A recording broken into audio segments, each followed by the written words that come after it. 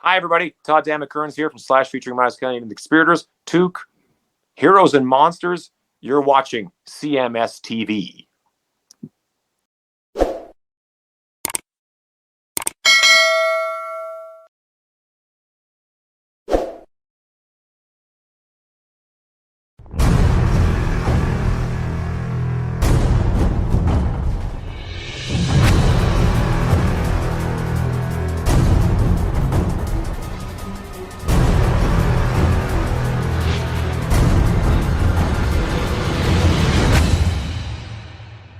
It's Axel Rudy Pell right here on your classic metal show featuring Johnny Gioli on lead vocal with Fly to the Moon in a Chinese balloon. And kicking off the show tonight, we heard something from Ed Guy, Superheroes. And coming up to the mic is one half of the superhero duo, my good friend and partner, Chris Aiken. What's going on there, Chris? What is up, sir? How we doing? We're back and ready to rock.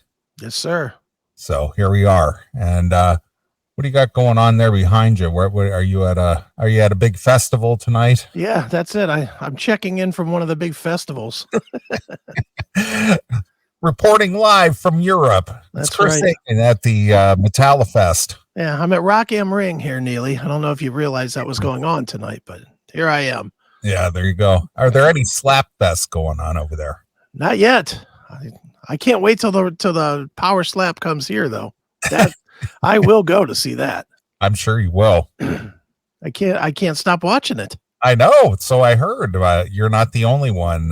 One of my coworkers, his son, who is of college age, he and his friends stay up late in the dorm watching the what is it called? Power slap. Yeah. Power slap. Yeah.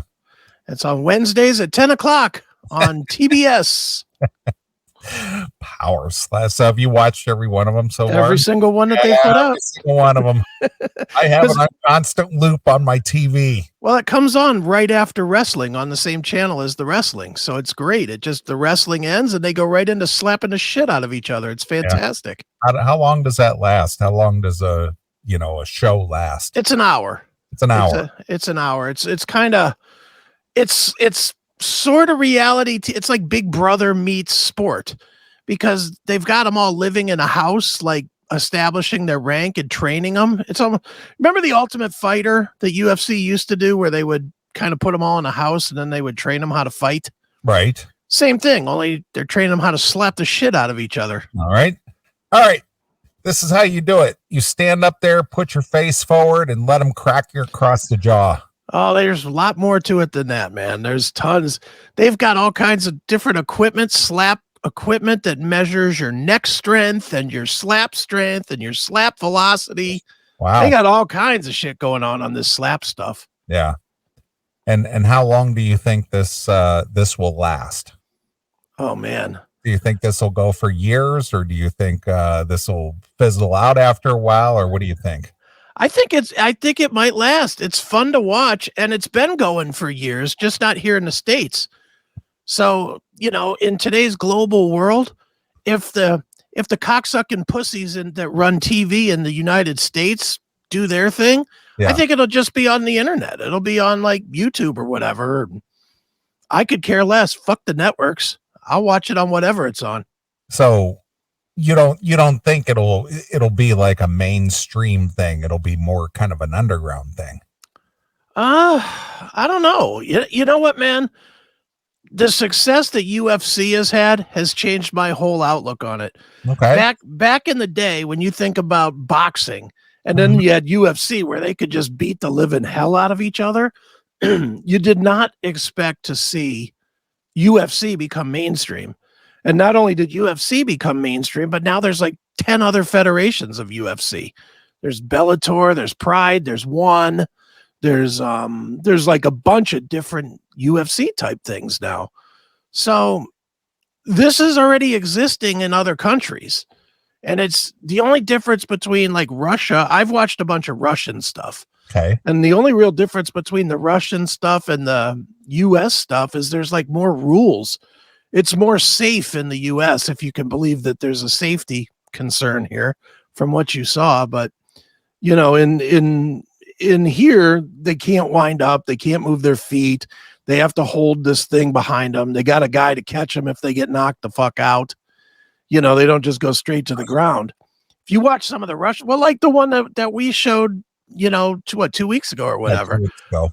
Those guys were winding up and just blasting away with their legs and their arms and everything and knocking the living hell out of each other. So, you know, I mean, honestly, the Russian game is a little better because they're just more brutal. I mean, they're going to kill people, but we live in more of a litigious society. I don't think you see too many lawsuits going on in Russia.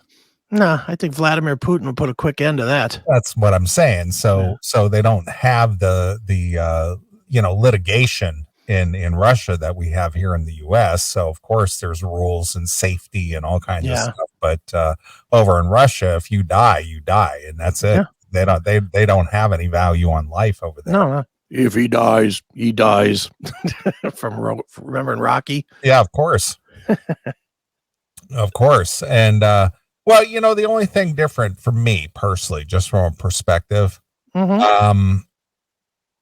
UFC is a little bit different because you use your hands, you use your legs, you use your fists, you use things, and slapping is just one thing. You just have one hand and one face, and that's it. Yeah. But see, with UFC, you got skills, you know, you got guys who can, you know, box, you guys do, extreme fighting. You could sweep the leg. You could, you know, get them in a headlock. You could do, you know, all kinds of things, you know, and that makes it a little more exciting. I can understand the longevity of that, but just standing at a podium and getting your face slapped, it's just, I don't know. It's pretty exciting to me. I love it. I sit there. It's new. Yeah, and that could be it too. I will check in a year and see if that's what I'm kind of saying. I think it would. Yeah. I think it would have. I think it would have a shelf life after a while because it's like after you've seen so many brutal slaps, it's like okay, and they're done that. Now what? Yeah, but I think there's always. I think in this game more than like even UFC or boxing or anything, you've always got the surprise element. Okay, you're gonna always have some guy that's never even budged. That's going to get the shit slapped out of him and get knocked the fuck out on the first slap. You're always going to have that kind of chaos where it's going to be less predictable. Like UFC, you know, and certain guys that come into UFC or Bellator or whatever, you just know they're going to win. Okay. You know, you just like in his heyday, you've heard of Chuck Liddell, I'm imagining, yes, of right? Course. Yeah, of course. In his heyday, no matter who he was fighting, you knew they were going down. You knew it before the cage opened. Right. You know, in this, I mean, dude, like the one guy that we were showing on a couple weeks ago, the little skinny black guy. Yeah. Who saw that guy having all kinds of ridiculous power? You know, he didn't look the part, but man, he came out and just slapped the living shit out of a guy that was like 50 pounds heavier than him. Yeah, his arm is like a whip. Yeah. And that's going to be what's going to be the difference, I think, is there's always going to be a shock value to this thing. Right. But how many do you have to watch to see that one time that somebody gives you the shock value? I don't know. I see a lot of it, even in these fights that they're having on the TV show every time. Like, I'm glad I'm not FanDueling this stuff because I'd be losing my ass. I cannot pick this sport yet. Every time I pick somebody, the other guy wins. Right. Every time. So, and I could totally see this. And this is another reason I think it could last. I can totally see this thing that is quick. I mean, a whole match is like 10 minutes.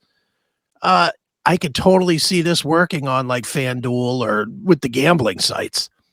You know, I can easily see them lining up 15 matches over 2 hours and taking in $10 million a book. Sure. Easy. So, you know, so basically 1 hour's worth of this programming, you can get 5 to 7 matches. Yeah, I would say so. I mean, each match, well, let's think about it. Each match, they slap, one guy gets to slap and they got 30 seconds to recover and then 30 seconds to smack the other guy. Okay. So basically a minute, 2 minutes, 3 minutes. So each match is 6 minutes plus the intro. So about 10 minutes a match. Okay. So about five matches with commercials and shit. Yeah. Mm-hmm. Yeah. Yeah. Okay. I mean, you can make some money if you're playing the gambling line. You Okay. could certainly squeeze a lot in. Yeah, I don't know. I mean, we'll see. I'm there's something there. Is it going to last? I don't know, but it sure is a lot better than seeing some cocksucker kneeling on the sideline for the Super Bowl next week. Who's in the Super Bowl anyway? Philly and Chiefs. Yeah, Philly and the Chiefs. That just goes to show I had no idea who even made the big game. Well, how have you missed it? It's the first time ever 2 black quarterbacks are making it. Oh, see, I wouldn't even know. Celebrate that. Celebrate it. And who are they? Patrick Mahomes and Jalen Hurts. Okay. All right. Wait a minute. You got to celebrate it. I don't think so. Who cares? If you're paying any attention to any kind of sport, you have to celebrate that there's 2 black quarterbacks that are in the Super Bowl in Black History Month. No, okay. I mean, come on. All right. It's historic. Right. At least that's what the NFL's pumping out. Well, of course, political correctness is just overwhelmingly sickening. Mm-hmm. And that is the narrative for this game. It's the evolution of the black man at the quarterback position. Well, I thought there's been plenty of black quarterbacks over the years, but we've never had 2 in the Super Bowl at the same time. So what? Well, you have to embrace that. All right. I'm hoping next year we can get 2 transgender quarterbacks in the Super Bowl because that's been missing. Right, of course. We need that. Right.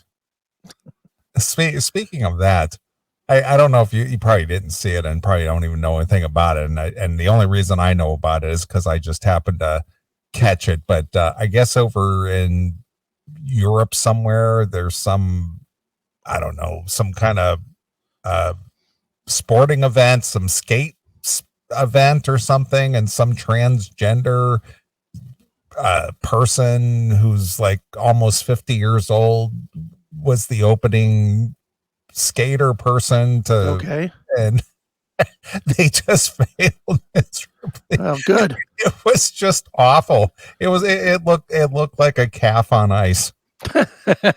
just wobbly and couldn't quite stand up, and got out in the middle of the rink while all the dancers were around, right, for the opening ceremonies, and they were supposed to be the one to be celebrated. And sure, it skated out there in the middle of barely skated out there to the middle of the ice, and then fell down and couldn't get up. I haven't seen that, but that's awesome. I love that. It's terrible. It was just like, Jesus Christ. Nice. It's like this quote unquote, the skater athlete, there's no reason in the world why they should have been on the ice. It's not like they excelled in their sport. Not even as a fake woman? No. Mm. This person, this thing is like, they said it was like 47 or 48 years old. Oof. What's that even doing? I don't care, guy or girl. What are you doing out there 48? Yeah, I know. Typically you see skaters, they're in their teens, maybe into their mid-20s at the latest. Yeah, they're like washed up at 22. And that's it. But this thing was 47 or 48 years old. Yeah. I have a feeling we know how that got pushed through. Well, I know. I understand the reason why it got pushed through, but it's like there's no reason for this. None. And the embarrassment of it was just, it's just like, well, you got what you paid for. I hope you enjoyed it. That's funny. No, I did not see that. That's funny. I'm sure we may find it later in the show. Right. But boy, oh boy. All right. Kyle Warfield. I laughed my ass off when one guy is all big and bad and wham. That's the truth of that show. These guys come up, they're talking mad shit because they get the big intro, because it's a TV show. Yeah, sure. So these guys are all talking like, I've never been knocked out in my life, and I've kicked everybody's ass, and I was 12-0 in the UFC, but I decided to do this. They come out, and some fucking guy that's a plumber or something just knocks them the fuck out like they hit him with a wrench. Right. It's like, boom, good night, motherfucker. And I'll answer this question real quick. How do they decide who gets the slap first? I guess it's a coin toss, right? It's a coin toss, and it makes all the difference. Yes, sure it does. You could be a better slapper, but if you get your bell rung the right way on the first slap, even if it doesn't knock you out, but you're woozy, you're fucked. Yeah, you're done. You're just fucked because you're not going to have a good hard slap if you're got your head half cocked. Yeah, you're not going to get any retaliation there at all. No, do you ever fight drunk? You never land anything really hard. Yeah, I thought about that this week, and I talked to my coworker about it a little bit, and he was telling me his son and his friends are really into it. Of course, they're college age kids, and I'm thinking, boy, Chris has got something fun and new in his life. I do. I'm watching it every single week. I'm sure you are. I love it. They need to put out more. They need to put out behind the scenes. These guys just slapping each other in the house that they're living in or something. Right. That's what I want to see. Slap each other silly. That's right. All right. Well, very good. Well, I'm glad you got a new pastime. I do. Something to kill the clock, man, until I jump off this fucking mortal coil. Sure. Absolutely. Slap fighting. So what else is going on in the Aiken Empire this week? Just worky work, man. Just lots of work. I don't think I ventured out all week. Maybe I did. I don't know. I don't even know. One day just rolls into the next. They really do, dude. And like this week is going to be all camera all the time this coming week because we're doing this tonight. Then I'm doing Seth Williams' show Monday. Then I'm doing Chris Aiken Presents Monday. Then I'm doing a walkthrough with a new show for Billy's for the studio on Tuesday. So I'll be out at the studio. Then I'll probably hang out for Billy's show Tuesday. Then Wednesday I record Toomey. Then Thursday I'm doing an interview with who am I doing an interview with? Oh, I'm doing John's show, Talking Into Infinity. And then I'm doing it, and somewhere in there, I'm also doing an interview with Brian Slagle. So it's okay. like... So are you the only capable co-host on the internet? Apparently I am, Well, I know on Seth's show, I'm talking about AI. They have the two guys, they have Seth and Mike are doing their show, but they want me to demonstrate AI. So I don't think I'm doing the whole show. I don't think so. Right. But I'm doing like a demo of AI for that. And then Talking Into Infinity, they're talking about the best albums of 1995, which they asked me to do like 2 months ago, but they're finally getting to it. So, all right. So I'm doing that. Talk to me. Hey, paycheck, my friend. Got to do that one. and Chris Aiken Presents. It's my thing. I got to do that. Right. So, yeah, I guess I am the only guy. I'm the only guy on the internet anymore. Yeah, you're the only capable co-host, the only capable guy of doing a co-host gig. That's all right. I'm a media whore anyway. I just think it's funny. I like being seen. Yeah, I know. It's just the whole glomming on. It's just like, I can't find anybody capable, and Chris will carry my show. I don't think it's that. Honestly, I hope it ain't that. I hope they're not doing it because I'll carry their show because I don't carry any show. I'm just a presence. That's it. I guess. But well, I know what 2.5 years of your absence from co-hosting with me was like. So finding a good co-host is very difficult. Somebody who's dedicated and who can actually add to the conversation instead of just sitting there and staring blankly at this camera and has nothing to add. Well, if I do have one characteristic, it is that I never shut the fuck up. So, I guess on that level, I can do 20 hours a week. No problem. Well, you could be a blabbermouth all you want, but you have to be, you have to be intelligent. You have to have a good sense of humor about you. You have to, be well versed in subjects. You need to have a strong opinion about something, or have some kind of insight. Sure. A lot of people, as you're well aware, they're just ignorant about everything, and they can't add anything to anything. You sit there and they'll just like stare at you like they're looking through the eyes of the dead or something. Yeah, there are a lot of shows out there that have one guy that talks, another guy that goes, yeah. Yeah. Cool. Feels like Black Metal Ray. Yeah, there's a lot of that out there. Oh, I know. I'm well aware. That's why it's tough to, have a good show or a show Sure. that's, interesting. One thing about, our good friend Eric is you found a good co-host in him.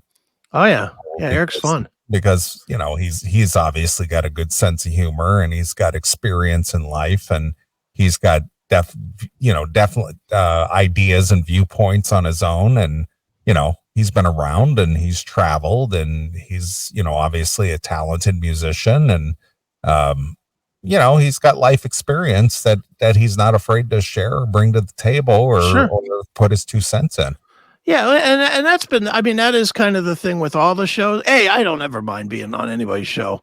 Anybody that ever asks me, I think I always say yes. I can't think of one time that I've ever said no. I'm game to do. Hell, there's one getting released. One of our new shows, Good Company with Bowling, that releases tonight at midnight Eastern. First guest, Chris Aiken. So